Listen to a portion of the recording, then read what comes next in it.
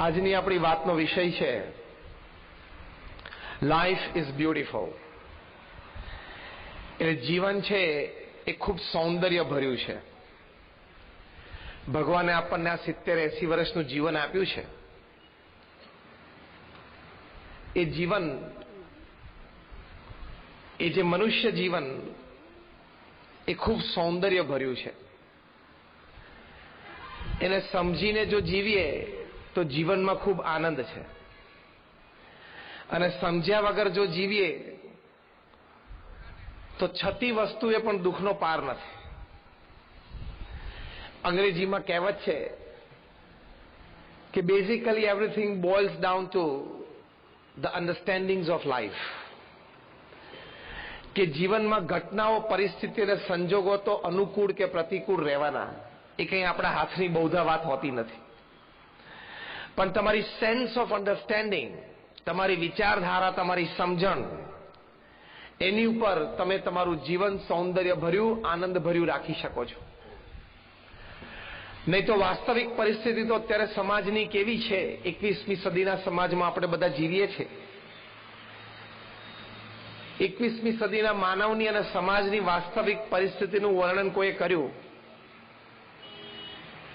કે these are the times of fancier houses but broken homes. અત્યારે મકાનો બહુ સારા થતા ગયા અને પરિવાર એટલે કે ઘર બધા તૂટતા ગયા. મકાનો સારા પણ ઘર તૂટતા ગયા. These are the times of double incomes and more divorces. અત્યારે ઘરમાં આવક ડબલ થતી ગઈ, પતિ પત્ની બંને કમાતા થયા અને છૂટાછેડાના દર પણ વધતા ગયા. These are the times of high-rise buildings and low-rise characters. એટલે અત્યારનો સમય એવો છે કે જ્યાં મકાનો, ઇમારતો બધી હાઈ-રાઇઝ થવા માંડી. ગુજરાતમાં કંઈક 20-22 માળના મકાનોની પરવાનગી આવી. મુંબઈમાં તો વર્ષોથી છે. મુંબઈમાં વર્લ્ડ 1 રેસિડેન્શિયલ ટાવર બને છે. 117 માળનું રેસિડેન્શિયલ ટાવર બની ગયું. 117માં માળે પણ વ્યક્તિઓ રહેશે, પરિવાર રહેશે. એટલે high rise buildings but low rise characters, ચારિત્ર બધા નિમ્ન થતા ગયા. These are the times of broader highways but narrower viewpoints. Highway બધા પહોળા થતા ગયા. આપણા માનનીય પ્રધાનમંત્રી શ્રી નરેન્દ્રભાઈએ દિલ્હી મેરઠનો હાઈવે ઓપન કર્યો. 16 લેનનો હાઈવે છે. 8 જવાના લેન ને 8 આવવાના લેન. પરદેશમાં પણ આવા પોળા લેન વાળા હાઈવે બને છે. હેતુથી બને છે કે કદાચ યુદ્ધ વખતે એરપોર્ટ તૂટી જાય, રનવે તૂટે તો સીધા ત્યાં પ્લેન લેન્ડ કરી શકાય. કદાચ પરિસ્થિતિ આવે પણ ખરી. સંજોગો છે, દરેક દેશની આ વાત છે. પછી આગળ લખે છે કે these are the times where man has gone all the way to the moon and has come back, but he finds it difficult to cross the road and meet the new neighbor. કે માણસ છે ગુરુત્વાકર્ષણની પાર જઈને ચંદ્ર પર જઈને પાછો આવ્યો, પણ આમ પડોશી કોઈ નવા રહેવા આવ્યા હોય એનો સામે ચાલીને થોડો પરિચય કેળવવો એ બહુ અઘરું થતું જાય છે. આવ્યા હશે કોક. અહીં તો તમારે ભુજ જેવા નાના શહેરમાં તો સારું છે કે લોકો ટેનામેન્ટ્સમાં વધારે રહેતા હોય એટલે ખ્યાલ આવે કે બાજુનું ટેનામેન્ટ બંધ હતું હમણાં વર્ષ દિવસથી, તો હમણાં 2 દિવસથી ખુલ્યું લાગે છે. મુંબઈમાં તો 50-50 માળના રેસિડેન્શિયલ ટાવર હોય, 6 મહિના સુધી કોઈ લિફ્ટમાં સતત ભેગો થાય ને ત્યારે ડાઉટ જાય કે આપણા ફ્લેટમાં આ રહેવા આવ્યો લાગે છે. These are the times where man has broken the atom and has produced tremendous amount of energy, but he finds it difficult to break a prejudice. કે અત્યારે 21મી સદીમાં માણસે અણુ તોડ્યો અને જબરજસ્ત અણુશક્તિ પેદા કરી, પણ પૂર્વાગ્રહ તોડવો એ અત્યંત અઘરો છે. એકવાર જે વ્યક્તિ પ્રત્યે આપણને પૂર્વાગ્રહ બંધાઈ ગયો કે આ વ્યક્તિ આવી એટલે પછી આપણી માટે વ્યક્તિ કાયમ એવી જ. એકવાર કોકને લાલ જોયો, કોઈને ભૂરો જોયો, કોઈને પીળો જોયો, પછી કાયમ એ દ્રષ્ટિકોણ આપણી બંધાઈ જાય છે. વ્યક્તિ સુધરી શકે છે એવી માન્યતા આપણે સ્વીકાર્ય નથી. અને કદાચ 10 વર્ષ પછી પણ એ વ્યક્તિ વિશે કોઈ સારી વાત કરે કે આ વ્યક્તિ એક સારું આવું કામ કર્યું, તરત આપણે બોલીએ કે વાત બધી બરોબર છે, પણ તને એક જૂનો પ્રસંગ કહું, એ તને ખબર નહીં હોય. This is the animal instinct that we have. આ પશુ વૃત્તિ હજી માણસમાં છે. એ સમાજમાં આપણે જીવીએ છીએ. These are the times of good profits and businesses, but shallow relationships. કે અત્યારે ઘણા બધા ધંધામાં નફા ફાયદા ઘણા થતા ગયા, પણ આપણે સંબંધો છે બહુ છીછરા થતા ગયા. એકવાર ખબર પડે કે હવે આ વ્યક્તિ પાસેથી બહુ મારે સ્વાર્થ રહ્યો નથી, પછી કે એની જોડે સંબંધ રાખવામાં બહુ મજા આવે નહીં, ટાઈમ બગાડવા જેવી વાત થઈ જાય. અમદાવાદમાં તો એવી કોઈ વ્યક્તિ હોય તો પછી એની માટે આવે ત્યારે ચા મંગાવવાની હોય તો કે 2 ચા લાવજે. એટલે પેલા ચા વાળાએ શું સમજવાનું? લાવવાની નથી, 2 ચા લાવજે. 15-20 મિનિટ સુધી ના આવે એટલે પેલા મહેમાને કંટાળીને પછી નીકળે, મારે બીજું કામ છે. આ લિસ્ટ બહુ લાંબુ છે, પણ in short they say that these are the times where we have much to show in the show window and nothing in the stock room. એટલે કે દેખાડવા માટે આપણી પાસે ઘણી બધી વાતો છે. જેમ શોરૂમમાં ઘણા બધા મોડલ્સ હોય ને, એમ આપણી પાસે દેખાડવા માટે ઘણી બધી વાતો છે, પણ હૃદયમાં શુદ્ધ ભાવના, મનમાં પવિત્ર વિચાર, એ બધા બહુ ઓછા થતા જાય છે. આ એક વાસ્તવિક પરિસ્થિતિ છે. ડોક્ટર સર્વપલ્લી રાધાકૃષ્ણને એક વખત લખેલું કે man has learned to swim like a fish in water. He has learned to fly like a bird in air. But he hasn't learned to walk like a sane human being upon this earth. કે માણસ છે આકાશમાં પંખીની જેમ ઉડતા શીખ્યો, ગ્લાઇડર્સ આવે છે. માણસ છે પાણીમાં માછલીની જેમ તરતા શીખ્યો, પણ સાણા માણસની જેમ પૃથ્વી ઉપર ચાલતા ના શીખ્યો. સાણા માણસની જેમ પૃથ્વી ઉપર ચાલતા ના શીખ્યો. એટલે this is the age of guided missiles and misguided man. અત્યારે જે સમય છે ને ગાઈડેડ મિસાઇલ્સ નો છે. 1000 કિલોના બોમ્બ કેવા લેઝર ગાઈડેડ નાખ્યા, પરફેક્ટ લેઝર ગાઈડેડ, સ્પોટ ઉપર જ પડે. પણ મિસગાઈડેડ મેન, માણસને કોઈ દિશા નથી. માણસને કોઈ દિશા નથી. એકવાર છે ને એક ભરવાડ ઢોર ચરાવવા ગયો. તે ગામડાની આજુબાજુ જંગલ જેવું હોય, વોકડો હોય, જંગલ હોય. તે જંગલમાં ઢોર અંદર ગયા, આટલે સુધી જાય છે. ભરવાડ ભેગો ગયો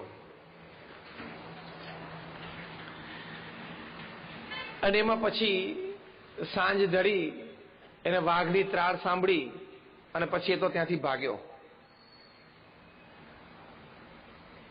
હવે પરિસ્થિતિ એવી બની કે વાઘ એની પાછળ દોડ્યો, એટલે દોડીને ઝાડ ઉપર ચડી ગયો. વળી ઢોર કંઈક ભાગી ગયા હશે, વળી વાઘની નજર માણસ ઉપર હશે, એટલે ઢોર વળી બચી ગયા. વાઘ નીચે તપશ્ચર્યા કરીને બેસી ગયો, તને તો લેવાનો જ છે,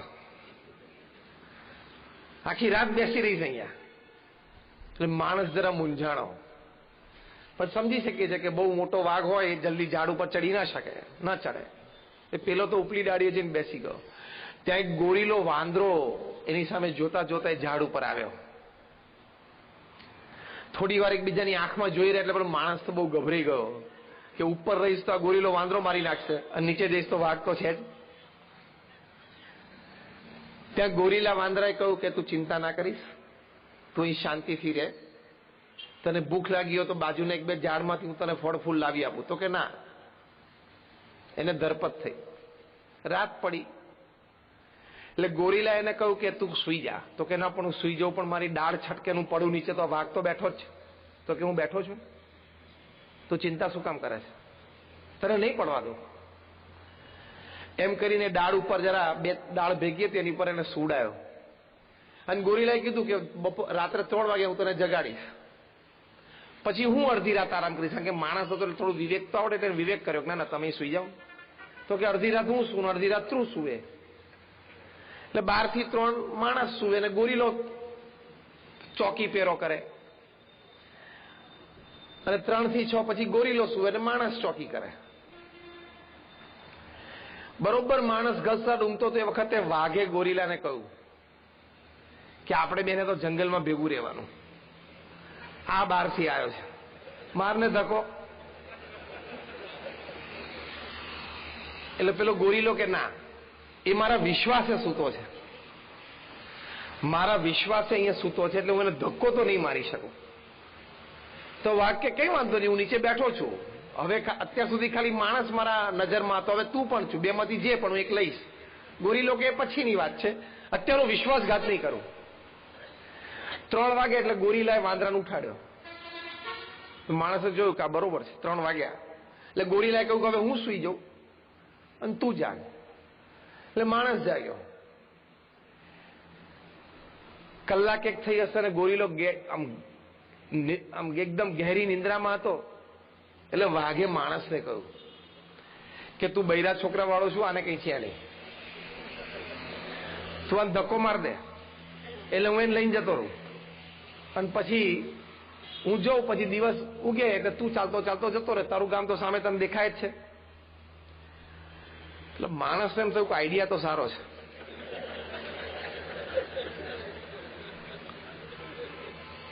એટલે એકાદ વખત વળી વિચાર કર્યો ને એને ગોરીલાને ધક્કો માર્યો. વાંદરા કોઈ દિવસથી ઝાડ ઉપરથી પડે નહીં, એ ગમે ત્યાં હાથ નાખી લે, ગમે ત્યાં પૂંછડું ભરાઈ દે. એટલે ધક્કો માર્યો, ડાળ ઉપરથી પડ્યો, પણ નીચેની ડાળ એને પકડી લીધી. અને પછી માણસની સામે એને જોયું, એટલે હવે આને તો ફફડાટ પેઠો. પણ શું, માણસને તો આપણને પાછો રંગ બદલતા વાર લાગે નહીં.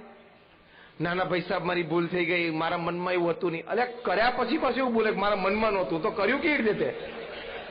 તમે બધા હસ્યા કેમ? કહો. ચોખ્ખું ખોટું કરે પછી કે મારા મનમાં એવું હતું નહીં. નહીં, ઘણા બધા આજે ચોખ્ખું સ્પષ્ટ બોલી જાય, પછી બધા કે તમે આવું બોલ્યા, તો કે તમે લોકોએ છે ને મારા શબ્દોનું અર્થઘટન ખોટું કર્યું છે, મારા મનમાં આવું નહોતું. હવે એ વાતને કેવી રીતે પહોંચવું?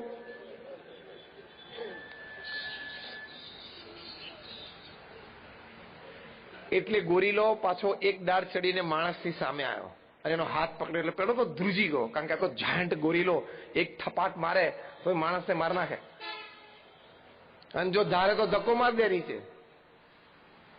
એટલે માણસનો બિચારો કરગરવા માંડ્યો. ગોરીલો કે ગભરાઈશ નહીં, હું તને કાંઈ નહીં કરું, તું બેસ. સવાર પડી એટલે વાઘને એમ થયું કે નહીં મેળ પડે, એટલે તો ચાલ્યો ગયો. માણસને એમ થયું કે હું ઉતરીને ગામડે પાછો જતો રહું. ગોરીલો કે ઉભો રહે, હું ઉપલી ડાળે જઉં, ઉપરથી જોઉં વાઘ કઈ દિશામાં ને કેટલે પહોંચ્યો છે, પછી તું નીચે ઉતર. ઉપલી ડાળે જઈને જોયું એટલે વાઘ તો કોઈ દિશામાં દૂર સુધી ચાલ્યો ગયેલો. એટલે પછી ગોરીલાએ એને સિગ્નલ આપ્યું કે હવે તું આ દિશા તરફ નીકળી જા, પેલો બહુ દૂર છે. માણસ ઉતરવા જતો હતો ત્યારે ગોરીલો એની પાસે ગયો અને ગોરીલાએ એને એક વાત કરી. ગોરીલાએ એને કહ્યું કે તને શુભેચ્છા છે, તારા પરિવાર સાથે તું સુખ શાંતિથી જીવી શકે, પણ મારી એક વિનંતી છે. તો કે બોલો ને, શું વિનંતી છે? તો કે વિનંતી એટલી છે કે સમાજમાં તમને સ્કૂલ કોલેજોમાં જે ભણાવવામાં આવે છે ને તમે લોકો જે માનો છો ને એ ખોટું છે, એનું પ્રતિપાદન ના કરતા. ત્યારે ફરી વખત માણસે પૂછ્યું કે એવું તમને શું ભણાવવામાં આવે છે, શું અમારી સમજણ ખોટી છે તે તમે ના પાડો છો? એટલે ગોરીલાએ કીધું કે તમને જે સ્કૂલ કોલેજમાં ભણાવવામાં આવે છે ને તમે જે માના છો કે માણસ છે વાંદરામાંથી ઉતરી આવ્યો છે, એ ખોટું છે. તમે લોકો નાલાયક પ્રજા અમારા ખાનદાન જ્ઞાતિમાંથી ઉતરી ના આવ્યા હોય.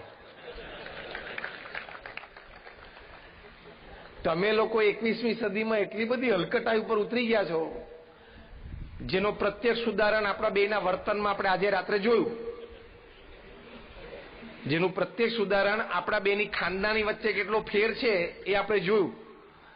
એટલે મહેરબાની કરીને બીજું તો મારે કંઈ કહેવું નથી, પણ તમે લોકો ક્યારે એવું બોલતા નહીં કે અમે વાંદરાઓમાંથી ઉતરી આવ્યા છે. અમારી ખાનદાન જ્ઞાતિમાંથી આવી હલકટ પ્રોડક્ટ હોય નહીં, જે હકીકત છે. તમે જુઓ અત્યારે આ દુનિયામાં ભણેલા માણસે કેટલું બધું નુકસાન પહોંચાડ્યું છે. અભણ કરતા ભણેલા વધારે નુકસાન પહોંચાડે છે. અભણ માણસ ચોરી કરે તો 5,000 રૂપિયા 50,000 રૂપિયા ની કરે, 5 લાખ ની કરે, અને ભણેલો માણસ ચોરી કરે ને તો 1 લાખ કરોડ, 1.5 લાખ કરોડ, 2 લાખ કરોડ સુધી પહોંચે. હા, બોલો, ત્યાં સુધી પહોંચી જાય. સ્ટેડિયમ બનાવવાના 900 કરોડ રૂપિયા અને 15 વર્ષ પછી એ સ્ટેડિયમને રંગવાના 1400 કરોડ. બોલો 2010.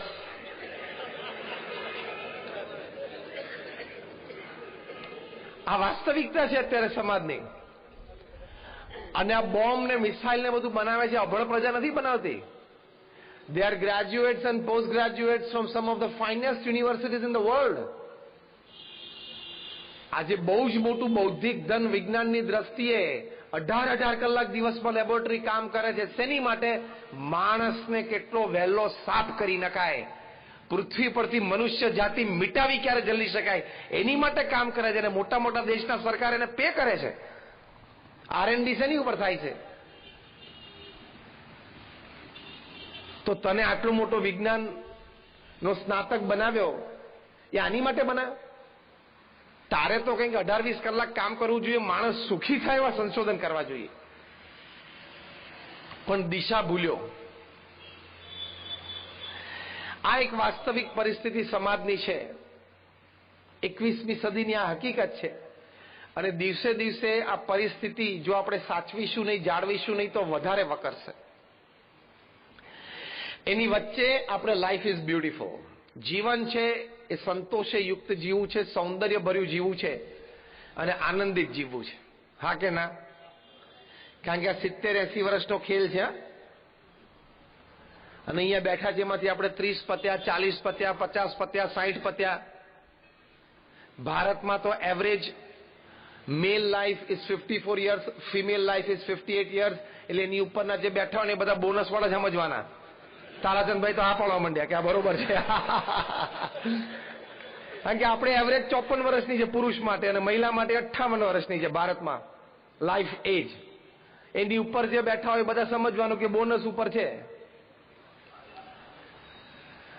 હવે એ 70-80 વર્ષનું જીવન, એમાં તમને એક ગણતરી આપું.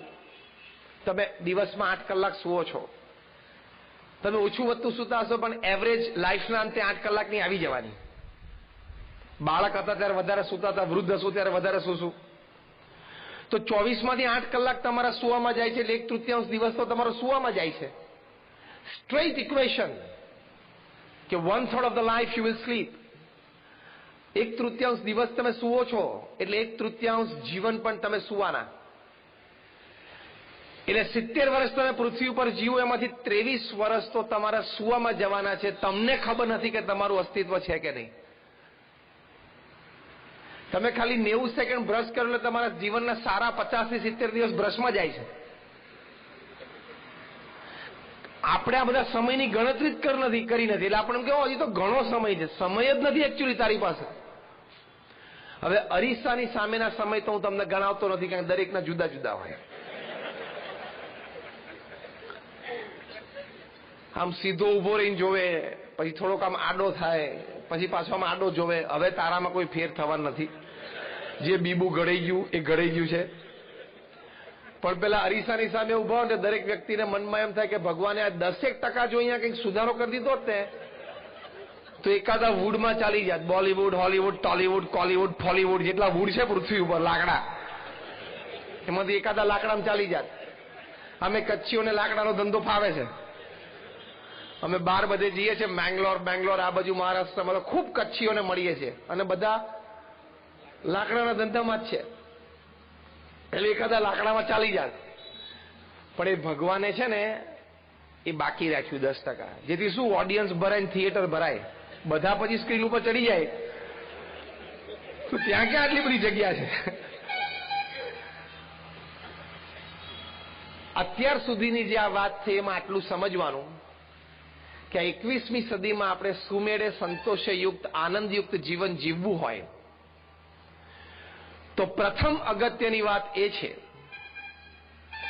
કે આપણે એક વિચારની સ્થિરતા જોશે, એક વિચારની સ્પષ્ટતા જોશે, એક વિચારની પવિત્રતા જોશે. Because man at the end of the day is a bundle of his own thoughts, and at the end of the life is a result, outcome of his own thoughts. માણસ છે એ સાંજ પડે આખા દિવસમાં જે વિચાર કર્યા હોય એવો થઈ જાય અને જીવનના અંતે જે વાસ્તવિકતામાં એ જીવતો હોય એ વાસ્તવિકતા પણ પૂરા જીવન દરમિયાન એને જેવા વિચારો કર્યા હોય ને એ હકીકત સામે આવીને ઊભી રહે. તો વિચારોની સ્પષ્ટતા, વિચારોની ઊંચાઈ અને વિચારોની પવિત્રતા હંમેશા રાખવી, એ તો આપણા હાથની વાત છે ને. સંજોગ પરિસ્થિતિ આપણા હાથની વાત નથી. હા કે ના? સંજોગ અને પરિસ્થિતિ આપણા હાથની વાત નથી. બનવા જોગ તો ઘણું બધું બની શકે, પણ એમાં વિચારો સારા રાખવા, વિચારો ઉચ્ચ રાખવા અને વિચારો પવિત્ર રાખવા, એટલું તો આપણા હાથની વાત છે કે નહીં?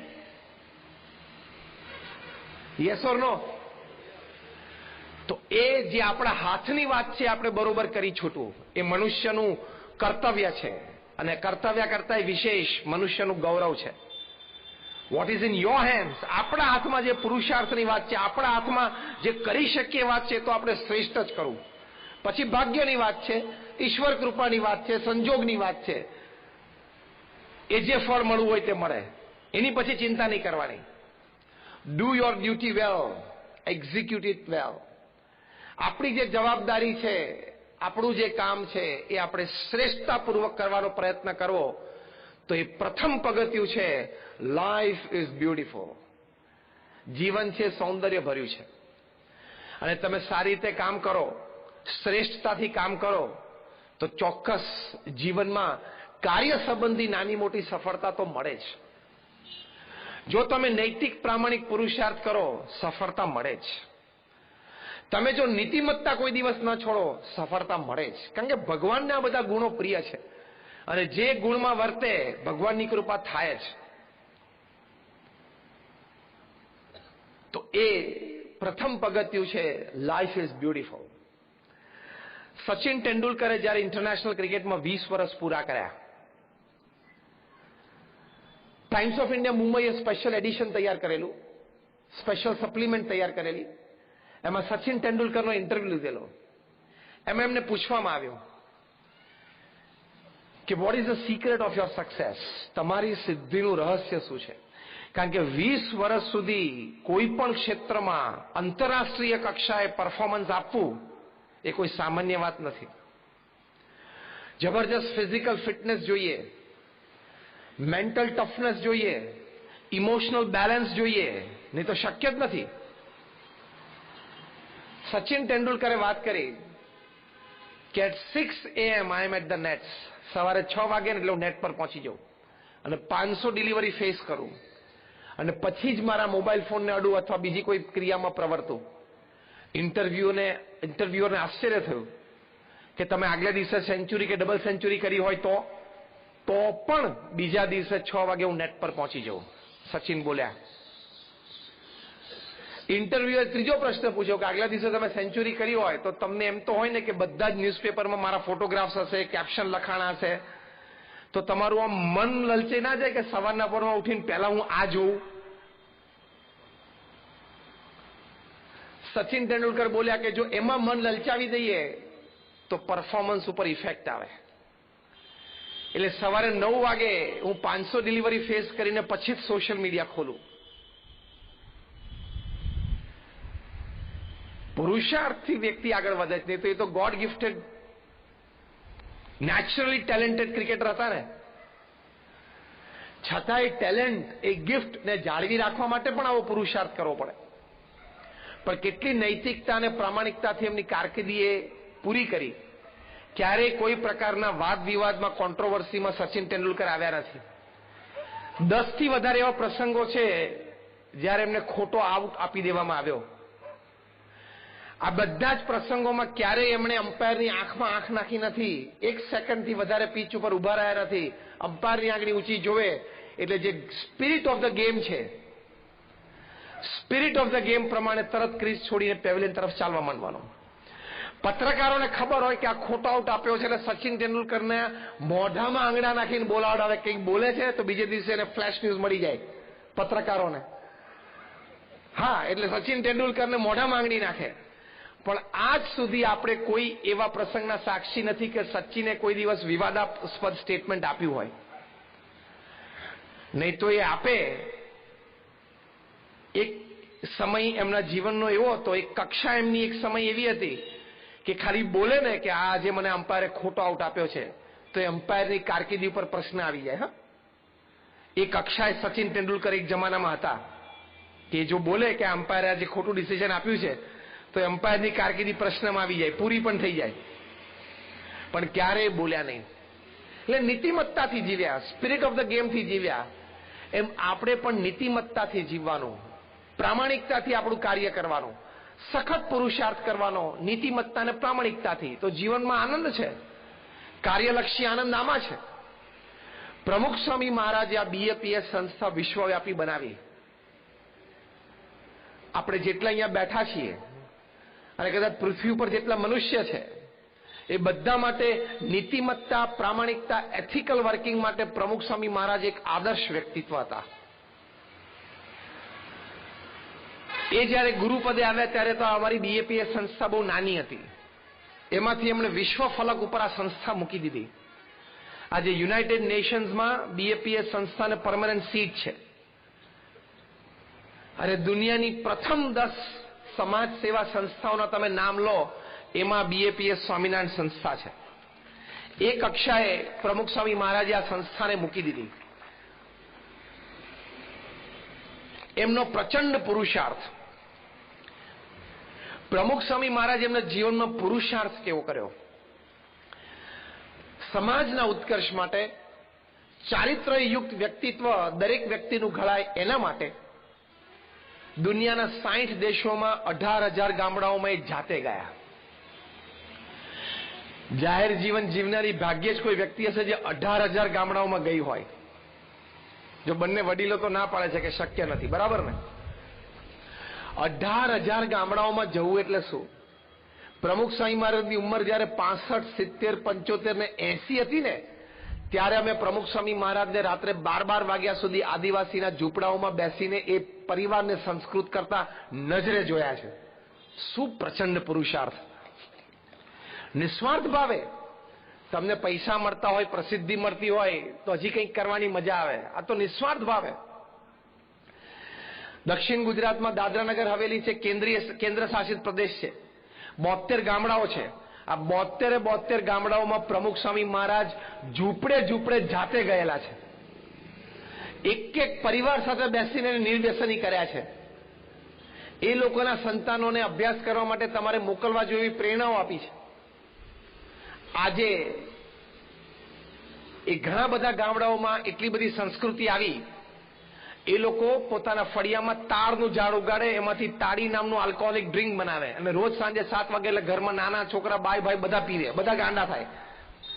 અને કુંભાર લોકો હોય ધારો કે ગામમાં, એ લોકો આ બનાવે આખો દિવસ માટલા, અને પછી રાત્રે તાડી પીવે ને ગાંડા થાય, પછી એના જ માટલા તોડ નાખે, પછી બીજા દિવસ સવારે બેઠો પસ્તાય. એવું થાય. એવી પરિસ્થિતિ. પ્રમુખ સ્વામી મહારાજે ઘરે ઘરે ફરીને વ્યસન મુક્ત કર્યા. આજે તમને આશ્ચર્ય થશે કે 72 માંથી 42 ગામડાઓમાં એક પણ વ્યક્તિ તાળી પીતી નથી. એ લોકોએ પોતાના ઘરમાંથી, ફળિયામાંથી તારનું ઝાડ કાઢી નાખ્યું કે અમારી ભવિષ્યની પેઢીને ખબર ના પડવી જોઈએ કે અમારા બાપ દાદા તાળી પીતા હતા.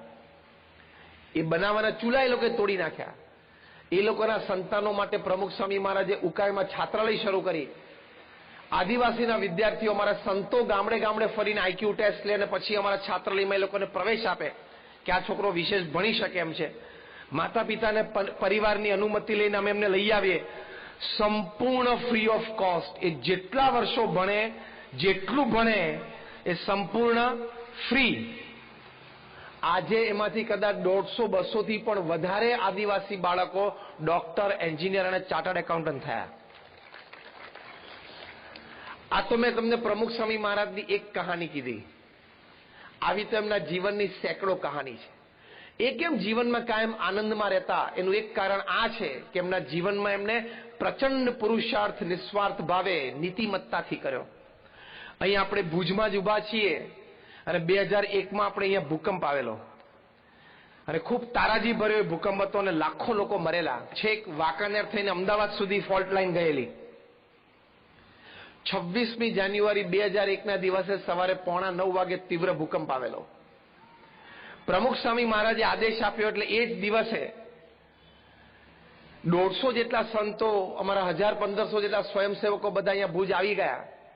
એ જ દિવસે બપોરે અમે રસોડું ચાલુ કર્યું આપણા ભુજ સ્વામિનારાયણ મંદિરે મુન્દ્રા રોડ ઉપર. અને ત્યાં એ 26મી જાન્યુઆરીએ 17,000 વ્યક્તિઓએ ભોજન લીધું. સ્વામી કે બપોર હમણાં ભોજનનો સમય થશે, લોકોના ઘર પડી ગયા છે, લોકો રાંધશે ક્યાં, પહેલા ભોજન ચાલુ કરો.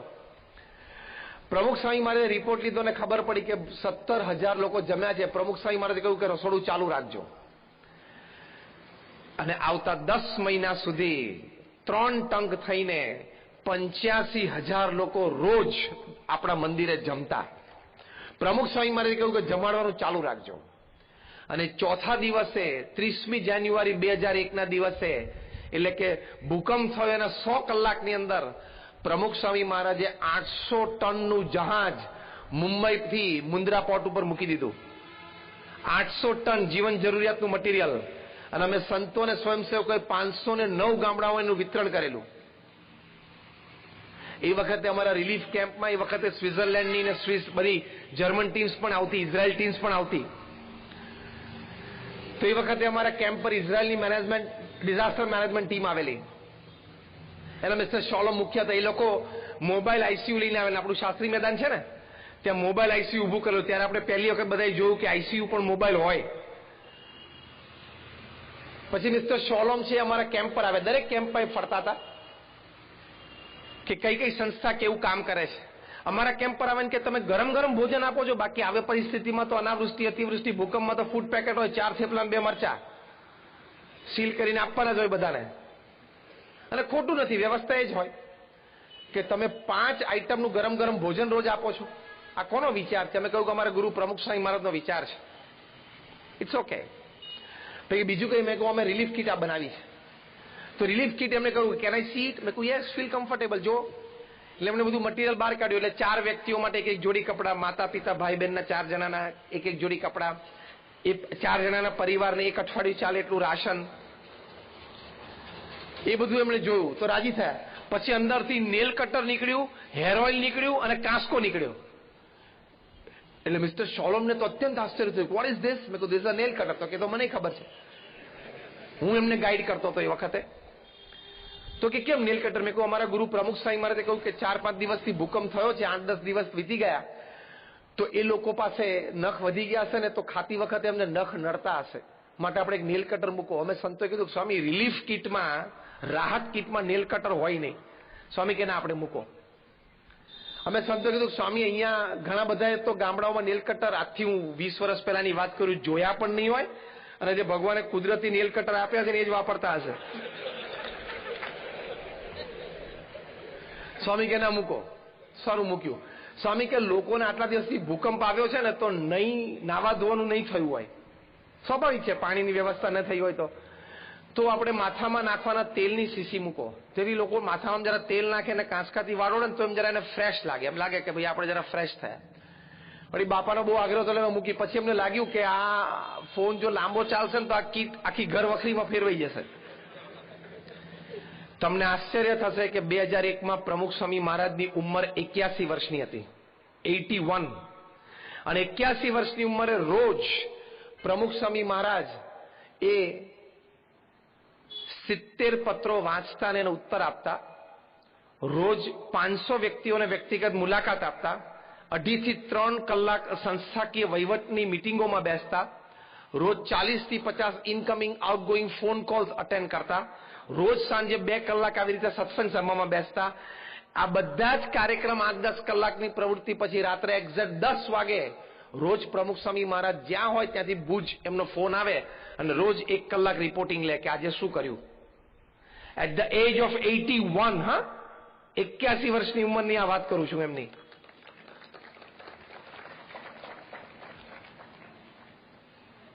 પછી મિસ્ટર શોલમ કે can I see his picture? મેં કહ્યું યસ. એટલે મેં પ્રમુખ સ્વામી મહારાજનો ફોટોગ્રાફ દેખાડતો. જોઈ રહ્યા એમની આંખોથી પ્રભાવિત થયા. અને પછી એમણે કહ્યું, થોડા હસ્યા. એટલે મેં કહ્યું કેમ હસ્યા તમે? તો કે તમારે સંતોને નિયમ છે કે તમે વાળ છે માથા પરથી તમે એનું મુંડન કરી નાખો. મેં કહ્યું યસ. તો કે પ્રમુખ સ્વામી મહારાજ? મેં કહ્યું ઓફકોર્સ. કેટલા વર્ષથી સંત છે? મેં કહ્યું અત્યારે એમની ઉંમર 81 વર્ષની છે, એમને 17 વર્ષે દીક્ષા લીધી, એટલે કદાચ 63-64 વર્ષથી એ સંત છે. તરત ભાવથી મિસ્ટર શોલમ બોલ્યા કે જે વ્યક્તિએ 63-64 વર્ષથી માથામાં તેલ નથી નાખ્યું અને કાંસકો વાપર્યો નથી, એ વ્યક્તિને લોકોને માથામાં તેલ નાખવાની જરૂર છે અને કાંસકો આપવો જોઈએ, એ વિચાર આવે ને એ વ્યક્તિ હૃદયથી મદદ કરવાની ભાવના ધરાવે છે. પછી એને કહ્યું કે we work from the head, he works from the heart. એટલે આ ભાવ નથી કહેવાનું. પછી પ્રમુખ સ્વામી મહારાજે 9 ગામ દત્તક લીધા. અહીંયા કચ્છ જિલ્લામાં અમે 9 ગામ BAPS દત્તક લીધેલા અને 1500 ઘર બાંધી આપ્યા. આ ઉખડમોરા ને બધા ગામો હતા, પછી એનું નામ યજ્ઞપુરુષ નગર ને બધું, જીવાપર ગામ હતું, ઉખડમોરા ગામ હતું. આ બધા અમારી સંસ્થાએ દત્તક લીધેલા અને 1.5 થી 2 વર્ષમાં અમે બધા 2003 સુધીમાં ગામો ગામ બધા બાંધી આપેલા. બીજા 42 ગામોમાં અહીંયા કચ્છમાં પ્રમુખ સ્વામી મહારાજે કાં તો રસ્તો બાંધી આપ્યો, કાં તો પાણીની ટાંકી બાંધી આપી, કાં તો પ્રાથમિક શાળા માટે 2-3 ઓરડા બાંધી આપ્યા, કાં તો પબ્લિક હેલ્થ સેન્ટર PHC બાંધી આપ્યું. આટલી નીતિમત્તાથી, પ્રામાણિકતાથી કામ પ્રમુખ સ્વામી મહારાજ કરતા. તે વખતે બધા દાતાઓ જે BAPS દાન આપતા એ કહેતા, આમ તો પૂર્વ એક પ્રધાનમંત્રી શ્રી ભારત વર્ષના હતા, એ કહેતા કે અમે દિલ્હીથી કેન્દ્ર સરકારમાંથી એક રૂપિયો છોડીએ તો એકચ્યુઅલ લાભાર્થી સુધી પહોંચતા 15 પૈસા થઈ જાય છે. એવું આપણે એક પ્રધાનમંત્રી શ્રી બોલેલા. આ વાતને તાકીને BAPS સંસ્થાને દાન આપનારા લોકો કહેતા કે અહીંયા પ્રમુખ સ્વામી મહારાજ અને એમની સંસ્થાને સંતોને સ્વયંસેવકો નિસ્વાર્થ ભાવે નિઃશુલ્ક સેવાઓ આપે છે, એટલે અમને પ્રતીતિ છે કે પ્રમુખ સ્વામી મહારાજને એક રૂપિયો આપીએ એ એકચ્યુઅલ લાભાર્થી સુધી પહોંચતા 1.25 રૂપિયો થઈ જાય છે. પ્રમુખ સ્વામી એમાં 25 પૈસા ઉમેરે છે. તો જો આવી રીતે તમે જીવનમાં કામ કરો ને તો તમને આનંદ આવે. પ્રમુખ સ્વામી મહારાજને 1991માં હરકિશનભાઈ મહેતાએ મુંબઈમાં પૂછેલું કે તમારા જીવનમાં કોઈ દુઃખનો પ્રસંગ? પ્રમુખ સ્વામી મહારાજે કહ્યું કે કોઈ પ્રસંગ નથી, બધા જ પ્રસંગો આનંદના છે. પ્રમુખ સ્વામી મહારાજના ભવ્ય સન્માનો પણ થયા છે પૃથ્વી ઉપર. કેનેડા, બ્રિટિશ, કેન્યન પાર્લામેન્ટમાં સ્ટેન્ડિંગ ઓવેશન 40 સિટીઓની કી ટુ ધ સિટી અમેરિકામાં મળી છે. અને સામે અજ્ઞાત લોકોએ કોઈ ગેરસમજથી એમનું મોઢામોઢ અપમાન પણ કર્યું છે. આ બંને પ્રસંગોમાં મેં પ્રમુખ સ્વામી મહારાજને બહુ સ્થિર જોયા છે. પ્રમુખ સ્વામી મહારાજ કહ્યું બધા જ પ્રસંગ આનંદના છે. અને આ પ્રસંગ આપણને પૂછ્યો કે તમારા જીવનનો કોઈ દુઃખનો પ્રસંગ, તો તમે શું કહો? ગઈકાલનો એક કહું, આજ સવારનો એક કહું, છેક આજ સવાર સુધી આવી જાય, ચાલુ વર્તમાન કાળ સુધી આવી જાય. અમુક જણાને તો બિચારાને પ્રસંગ જીવનમાં જે મુખ્ય પ્રસંગ છે ને એ દુઃખદાયી બન્યો છે. ખબર પડી? તાલીઓ પડી, ખબર તો પડી ગઈ, તમને બધાને ખબર પડી ગઈ. ઘણા બધાને પૃથ્વી ઉપર જીવનનો જે મુખ્ય પ્રસંગ હોય ને એ જ ભારે દુઃખદાયી થયો છે. એ બધાને એમ છે કે તે દિવસે વળી કેફમાં આવી ગયો, માંડવો બાંધેલો હતો, ઢોલ નગારા વાગતા હતા, શરણાઈઓ વાગતી હતી, એમાં છાતી કાઢીને જે હાર પહેરી લીધો એમાં એવો ગળે ઘંટ આવી ગયો છે.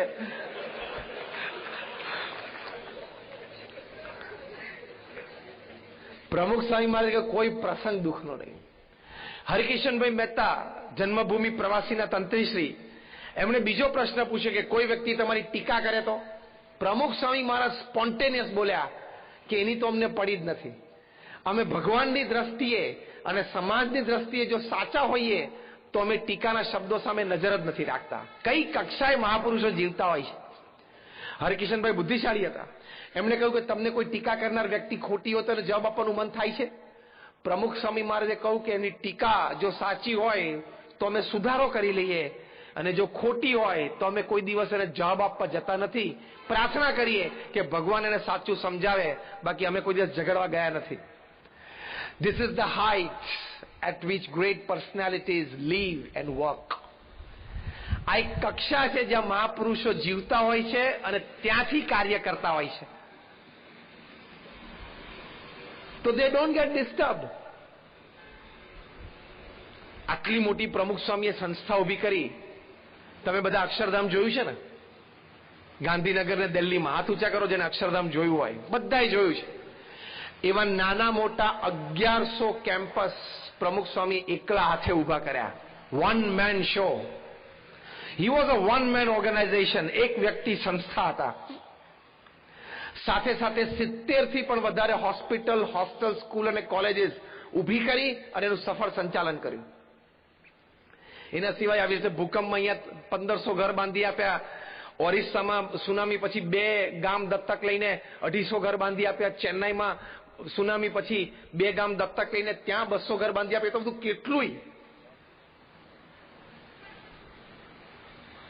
આટલી મોટી સંસ્થા. અમારા જેવા 1100 સંતોને દીક્ષા આપી. એમાંથી 750 થી પણ વધારે સંતો graduate, post graduate, chartered accountant, doctors ને એન્જિનિયર્સ છે. એમાંથી 150 થી પણ વધારે સંતો બોર્ન અમેરિકન અને બ્રિટિશ સિટીઝન છે. એમાંથી 50 થી પણ વધારે સંતો Stanford, Harvard, Carnegie Mellon, Yale, ઓક્સફોર્ડમાં ભણેલા છે. અમારા ઘણા બધા સંતો લાખ, 1.5 લાખ, 2 લાખ ડોલરના પગાર છોડીને સાધુ થયા છે. હું તમને એટલા માટે કહું છું કે તમને એમ ના લાગે કે નહીં ફાવ્યું હોય, નહીં ગમ્યું હોય, નહીં જામ્યું એટલે અહીંયા આયા છે. બધું જામેલું જ હતું, બધું ફાવતું જ હતું. પણ પ્રમુખ સ્વામી મહારાજનું અતિ પવિત્ર જીવન, પ્રમુખ સ્વામી મહારાજની નિસ્વાર્થ સેવા ભાવના જોઈને અમે અહીંયા આવ્યા છીએ. તમારામાંથી અહીંયા બેઠા છે એમાંથી કેટલા જણા 29 વર્ષથી ઓછા છે? બોલો, આંગળી ઊંચી કરો. બહુ આંગળી ઊંચી કરો, છૂટતી આંગળી ઊંચી કરો. ઘણો બધો સમાજ બેઠો છે. તમે બધા જન્મ્યા ને એ પહેલા મેં એન્જિનિયરિંગ પૂરું કરેલું છે 29 વર્ષ પહેલા. And that to be, not diploma. Diploma એન્જિનિયરને ગ્રેજ્યુએટ ના કહેવાય. ડિપ્લોમા ને ગ્રેજ્યુએટ ના કહેવાય. પાછળ થોડાક હશે એટલે વિશેષ સંદર્ભમાં હશે આસો.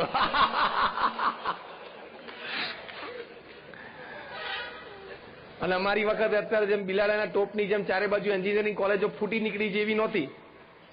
આજથી 30 વર્ષ પહેલા ફક્ત 6 જ ગવર્મેન્ટ એન્જિનિયરિંગ કોલેજ હતી. એટલે કોઈને એન્જિનિયરિંગમાં, મેડિસિનમાં એડમિશન મળે ને એટલે it was a celebration in the family. એટલે પ્રમુખ સ્વામી મહારાજ એમના જીવનમાં સફળ રહ્યા. યુવાનો, ભણેલા ગણેલા યુવાનો, ભણેલા ગણેલા સંસ્કૃત યુવાનો, ભણેલા ગણેલા સંસ્કૃત સદાચારી સંસ્કારી યુવાનોને main stream social service and main stream સ્પિરિચ્યુઆલિટીમાં લાવી શક્યા. એમના જીવનની બહુ જ મોટી સિદ્ધિ કહેવાય. તો આવો નિસ્વાર્થ પુરુષાર્થ આપણે કરવો. આવો નીતિમય પુરુષાર્થ કરો. જે ધન તમારું નથી ને એ ધન સામે જોવાનું પણ નહીં અને થૂકવાનું પણ નહીં. એ ખાનદાની છે માણસની. કોકના ધન સામે શું નજર રાખવાની? મારા બાહુબળ ઉપર હું લડી લઈશ અને લડતા લડતા જો રોટલો ના મળે તો ભૂખે સોઈશ. બાકી કોકનું પાંચું લેવામાં મારી ખાનદાની નથી. એ તો ગૌરવભર્યું જીવન જીવવું જોઈએ કે નહીં? બાકી હમણાં રાત્રે 12 વાગશે ને વાહન વ્યવહાર પૂરો થશે રોડ ઉપર એટલે કૂતરાઓ રોડ ઉપર આવીને ઝઘડશે અને 12 કલાક પછી કાલ સવારે 12 વાગે ઓફિસમાં બેસીને 3 પીસ સૂટ પહેરીને તમે અડધા એકર માટે ઝઘડો, પેલો રાત્રે અડધા રોટલા માટે ઝઘડે, બીજી દિવસે અડધા એકર માટે ઝઘડો. બે હરકું જ થયું. તો એની સામે જોવાનું નહીં, થૂકવાનું નહીં. અને ભૂલથી એમાં જો આડોઅવડો હાથ ચાળો કર્યો તો પ્રશ્ન આવશે. એમાં નીતિમત્તામાં જો પ્રશ્ન આવે તો મોટો પ્રશ્ન આવશે. અને હવે તો બધી રીતે સરકારના કાયદા પણ કડક છે, સરકારના હાથ પણ લાંબા છે અને જીએસટી કોઈને છોડવાનું નથી. ધીમે ધીમે ટાઈટ થતું જાય છે ને. અને જરૂરી છે દેશના વિકાસ માટે. Absolutely necessary. તમે દુનિયાના પ્રથમ 20 વિકસિત દેશો લો, એ બધા દેશોએ આજથી 10 વર્ષ પહેલા, 20 વર્ષ પહેલા, 25 વર્ષ પહેલા જીએસટી નાખેલું. એટલે આજે એની ટેક્સ સિસ્ટમ સારી છે. એટલે આપણે અત્યારે ટ્રાન્ઝિશન ફેઝમાં છીએ. એક નવી સિસ્ટમ ઇન્ટ્રોડ્યુસ કરી. એટલે નાના મોટા પ્રશ્નો હોય એટલે કે એ ગાવા માંડીએ ને ચાવવા માંડીએ એટલે કઈ સિસ્ટમ ખોટી થઈ જાય છે? America, Russia, China, UK, France, Germany, અમે તો આ બધા દેશોમાં ગયેલા છીએ. ત્યાંની આર્થિક વ્યવસ્થા, સામાજિક વ્યવસ્થા બહુ નજરે જોયેલી છે. તમારામાંથી ઘણા જોઈએ છે. તો એ લોકોએ પણ આજથી 10 વર્ષ પહેલા, 15-25 વર્ષ પહેલા જીએસટી નાખ્યો ત્યારે એ લોકોને પણ શરૂઆતમાં આપણે પ્રોબ્લેમ બતાવ્યા હતા. પણ એનું આપણને ખબર ના હોય. કોઈક 2 જણા ખોટું લખે, 2 જણા ખોટું ચલાવે એટલે આપણે ઉચકવા માંડીએ. પણ ધીમે ધીમે આવડી મોટી સિસ્ટમ રન થાય. શિયાળામાં તારા સ્કૂટરને 4 કિક મારે તોય ચાલુ નથી થતું. થીજી ગયું હોય તે એન્જિન. તારું સ્કૂટર 4 કિકે ચાલુ નથી થતું તો આવડી મોટી સ્કીમ 1 કિકે ચાલુ થાય? એટલો તો બુદ્ધિથી વિચાર કર. System is a system. પણ એ GST goods and services tax, હું ઘણી વખત કહું છું, તમે જીએસટી બરોબર આપશો એટલે ઉપરથી એક જીએસટી તમારી ઉપર વરસશે. ભગવાનની કૃપારૂપી જીએસટી એક બીજી વરસશે. શું? અહીંયા જીએસટી એટલે ગુડ્સ એન્ડ સર્વિસીસ ટેક્સ, ઉપરની જીએસટી એટલે ગોડ સેવ્સ ટેન્શન. ગોડ તમારું ટેન્શન બચાવશે. જીએસટી. પ્રામાણિક